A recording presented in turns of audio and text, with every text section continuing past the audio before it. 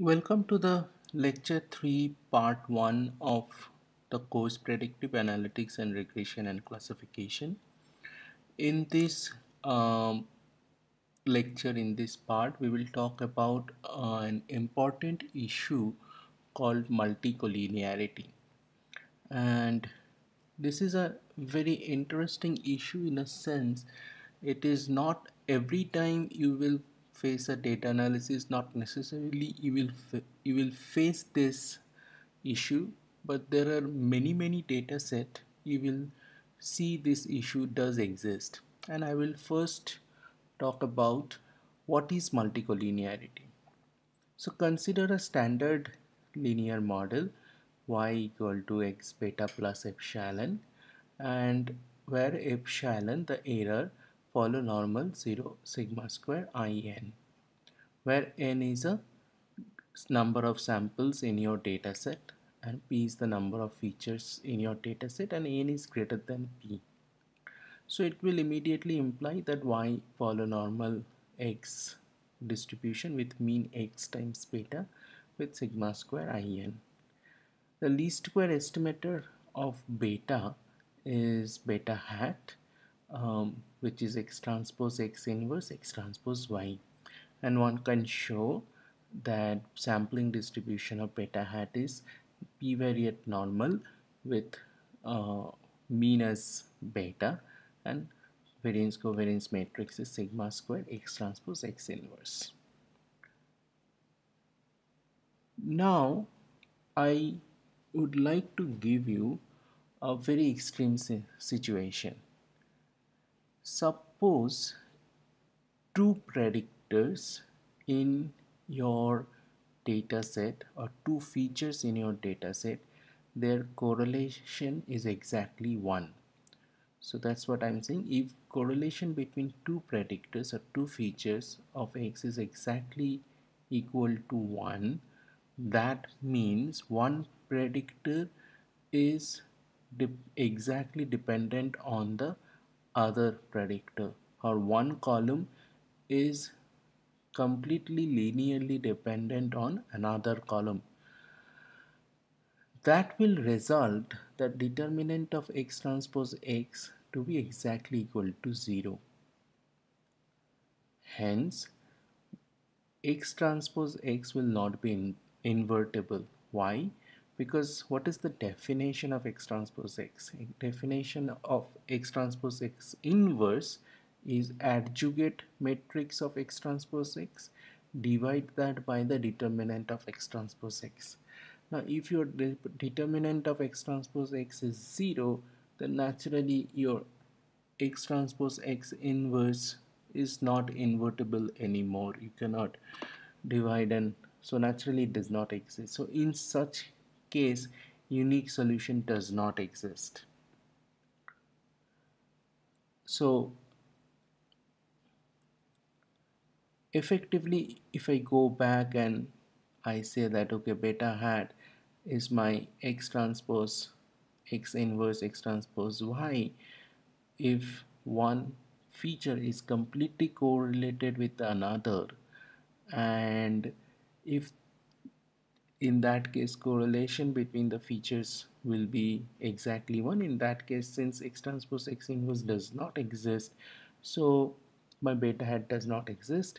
That is a very extreme scenario. Now I give you a slightly less extreme scenario. So the suppose, but more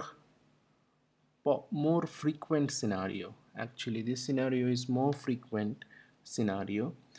If correlation between two predictors of x is nearly 1 or -1 but not exactly 1.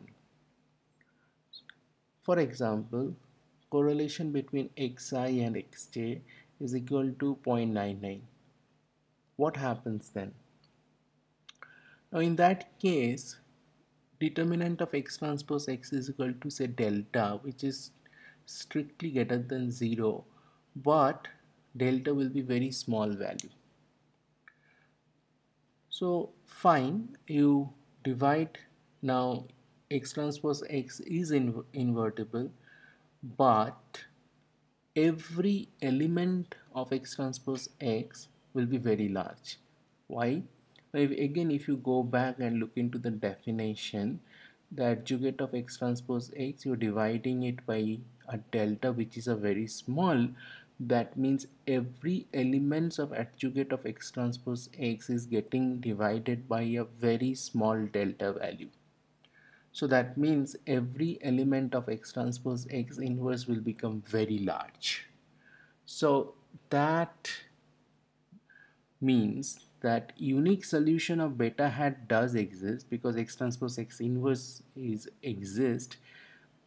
So naturally beta hat will be there, but covariance of beta hat is sigma square X transpose X inverse will also be very large. So that means standard error will be very large. Standard error of beta hat will be very large.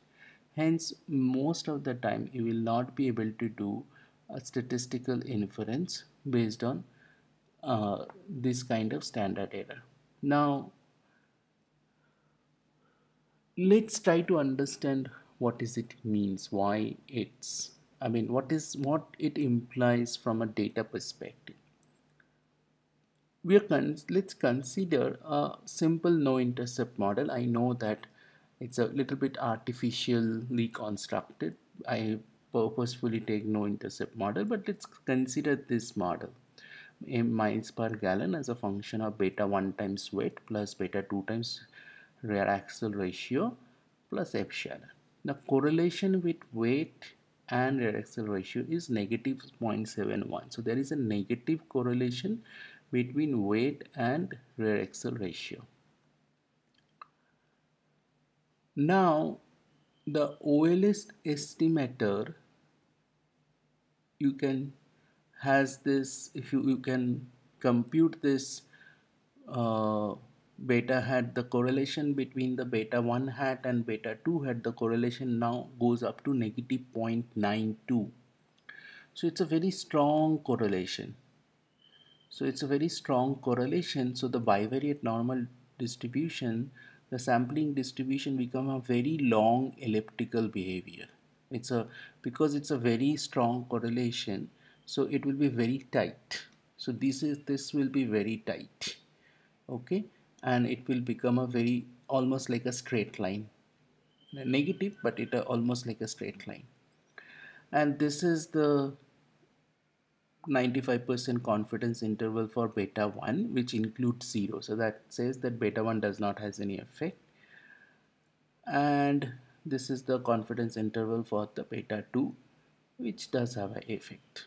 Now, if I use a ridge estimator and do a correction and able to reduce the correlation between beta 1 hat and beta 2 hat, then the correlation is negative 0.73. In that case, what happens that it becomes little, the correlation previously it was negative zero point 0.2. Now if I able to, after doing some correction for multicollinearity, I able to reduce the correlation to negative 0.73. What happens is this long elliptical behavior become less long elliptical, and still it is elliptical, but it's less elliptical, and this become less tighter. And because of that, my 95% confidence interval for beta 1 is now between -3 and -1, and it does not include 0. And here beta 2 is also not much very wide, it's a tighter confidence interval. So that means basically a strong correlation between the two predictor, weight and rear axle ratio. This strong correlation induces a strong correlation between the coefficients, and because of that my standard error is becoming too large, too wide, okay, and because of the very high standard error my confidence intervals are becoming too wide, so I cannot really make any meaningful statistical inference out of it. So if I make some kind of corrections and reduce the correlation between the coefficient, then the standard error will between the coefficient will be reduced, and my coefficient confidence interval of the coefficients will become tighter, and we will be able to do some kind of reasonable statistical inference. So this is the main problem of multicollinearity. So what is multicollinearity? Then let me repeat once more. Multicollinearity is when two features, or maybe more than two features, they are highly correlated. That high correlation between the features induce a correlation between the estimators of the regression coefficients, and high correlation between the estimators of the regression coefficient makes the sampling distribution very strong elliptical behavior. And because of this elliptical behavior, very strong long elliptical behavior, the standard error increases for each coefficients, and because standard error of each coefficient increases, confidence interval increases, and we cannot do any statistical valid, well-informed statistical inference using these kind of confidence intervals. So if we can do some kind of corrections and able to reduce the correlation between the coefficients, then this strong elliptical behavior of the sampling distribution will kind of shrunk, and it will not be very strong, and it will become a little better, and then standard error of each coefficient will be less, and as a result the confidence interval will become tighter, and we will be able to solve the multicollinearity issue. So multicollinearity issue is basically a very, you will see, we will say a data or a prob analysis suffers from the multicollinearity, or multicollinearity exists in the data if the two or more than two features in the regression problems are highly correlated. That time the standard error of the betas, or the standard error of the regression coefficient, becomes very strongly very high, strongly high, and that creates the problem.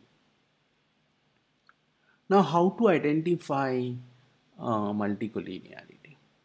You can, there is a standard technique called measure the variance inflation factor, that just because I'm keeping one feature in my model, how much the variance is getting inflated due to the existence of that particular features.